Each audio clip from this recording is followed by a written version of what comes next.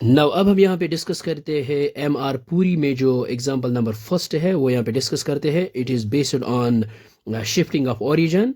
और example number first है हमारे पास, find the various elements of the parabola y square minus six y six y minus eight x plus 17 equal to zero. और यहाँ पे various elements का मतलब ये होता है कि हमने यहाँ पे फाइंड आउट करना है equation of axis, equation of tangent, coordinates of vertex, length of latus rectum, coordinates of focus, equation of directrix, और यहाँ पे coordinates of ends of latus rectum. वही तो हमने यहाँ पे फाइंड आउट करने हैं। तो सबसे पहले हम यहाँ पे इस इक्वेशन को एज इट इज़ लिखते हैं।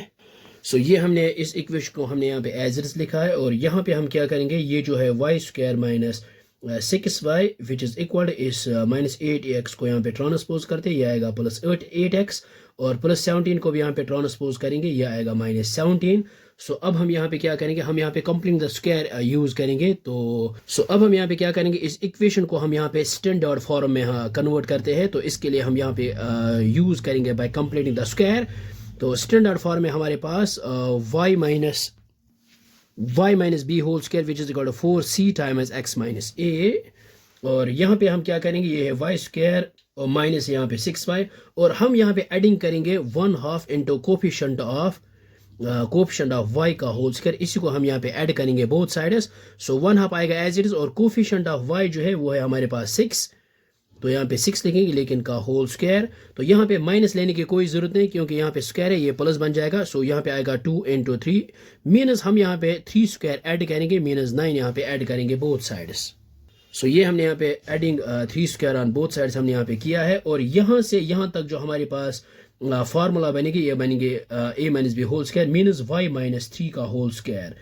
तो y माइनस 3 का होल स्क्वायर यहाँ पे हमारे पास आइडेंटिटी बन जाएगी, बिकॉज जब हम इसको सॉल्व करते हैं तो ये आएगा इसके बराबर a minus b whole square, ये आएगा a square plus b square आएगा 3 स्क्वायर 9 और माइनस 2 भी आएगा 6y विच इज इक्वल, यहाँ पे ये 8x माइनस ये 17 as it is plus 3 square आएगा 9।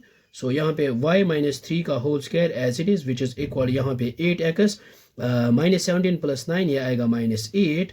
सो इसको हम यहाँ पे लिख सकते हैं y माइनस 3 का whole square which is equal 8 को हम यहाँ पे बाहर निकालते हैं, ये आएगा x माइनस 1। सो इसको हम यहाँ पे इस तरह लिख सकते हैं y minus 3 whole square which is equal, यहाँ पे लिख सकते हैं 4 इंटू 2 ये आएगा 8 इंटू x माइनस 1, क्योंकि जब हम इस स्टैंडर्ड के साथ इसको कंपेयर करेंगे ये आएगा 4c इंटू x माइनस 8। तो इसको हम यहाँ पे कंपेयर करते हैं। सो ये हमने यहाँ पे इसको स्टैंडर्ड के साथ कंपेयर किया है, y minus b whole square which is equal 4c into x minus 8। तो यहाँ पे हम देखेंगे, तो यहाँ पे हेयर a जो है a हमारे पास ये है 1 और b है यहाँ पे हमारे पास 3 और c इज इक्वल, ये है c इज इक्वल टू 2। तो ये हमें a b c हमारे पास वैल्यू रिक्वायर्ड वैल्यूज आए हैं। तो अब हम यहाँ पे first equation of axis find out करेंगे। और फर्स्टली हम यहाँ पे equation of axis find out करेंगे, वो हमने स्टैंडर्ड जब हमने पढ़ा था तो हमने वहाँ पे डिस्कस किया था, वो आता है y dash which is equal to 0 और यहाँ पे हमने लिखा था वो y minus b is equal to 0 के बराबर। सो ये आएगा y माइनस बी और b की जगह यहाँ पे 3 है, so y minus 3 which is equal to 0। So this is the equation of axis. ये ऑलरेडी हमने डिस्कस किया है प्रीवियस लेक्चर में। और नेक्स्ट है इक्वेशन ऑफ टेंजेंट, ये हमने डिस्कस किया था x dash is equal to 0 ORR, हमने लिखा था x minus a which is equal to 0 ORR, ये आएगा x माइनस a और a की जगह यहाँ पे है 1, so x minus 1 which is equal to 0। So this is the equation of tangent. और नेक्स्ट है कोऑर्डिनेट्स ऑफ वर्टेक्स, तो वो हमने लिया था a कामा b, और यहाँ पे a जो है वो है 1 और b जो है 3, these are the coordinates of vertex. और यहाँ पे length of latus rectum, so वो हमने डिस्कस किया था 4 times mod of c, so ये आएगा 4 टाइम्स, और c जो यहाँ पे है मॉड ऑफ c ये आएगा 2, सो ये आएगा 4 into 2 which is equal to 8 आएगा यहाँ पे। नेक्स्ट है कोऑर्डिनेट ऑफ फोकस, और कोऑर्डिनेट ऑफ फोकस आता है a plus c comma b के बराबर, और यहाँ पे आएगा a है यहाँ पे 1 प्लस c है यहाँ पे 2 कॉमा b और b यहाँ पे 3। सो कोऑर्डिनेट्स ऑफ फोकस हमारे पास आएंगे 2 + 1 3 कॉमा 3।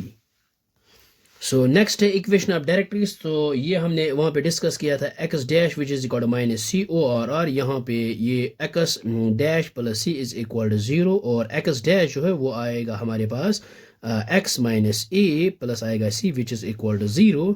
सो वहाँ पे हमने लिखा था direct x is equal to, ये आएगा a माइनस c, इसी को यहाँ पे ट्रांसपोज करते हैं। सो ए है यहाँ पे 1 और माइनस सी है यहाँ पे 2 विच इज इक्वल -1 और लिख सकते हैं x इज इक्वल -1 सो ये आएगा यहाँ पे और यहाँ पे आएगा x + 1 which is equal 0 so this is the equation of directrix. Next है last coordinates of the ends of latus rectum. तो ये हमने डिस्कस किया था, ये आया था a + c into b + -2c के बराबर। सो विच इज इक्वल a है यहाँ पे 1 + c है यहाँ पे 2 b है यहाँ पे 3 प्लस माइनस और यहाँ पे 2 टाइम्स c और c है यहाँ पे 2। सो विच इज इक्वल ये आएगा यहाँ पे 2 + 1 3 और ये आएगा 3 + -2 × 2 आएगा 4 विच इज इक्वल ये आएगा यहाँ पे 3 और यहाँ पे पहले लेंगे +4 फिर लेंगे -4 ये आएगा 3 + 4 विच इज इक्वल 7 और सेकंड टाइम लेंगे ये 3 एज इट इज और 3 - 4 ये आएगा -1। So these are the coordinates of ends of latus rectum. So I hope आपको ये समझ में आया होगा, ये बहुत ही आसान है। So thanks for watching this video.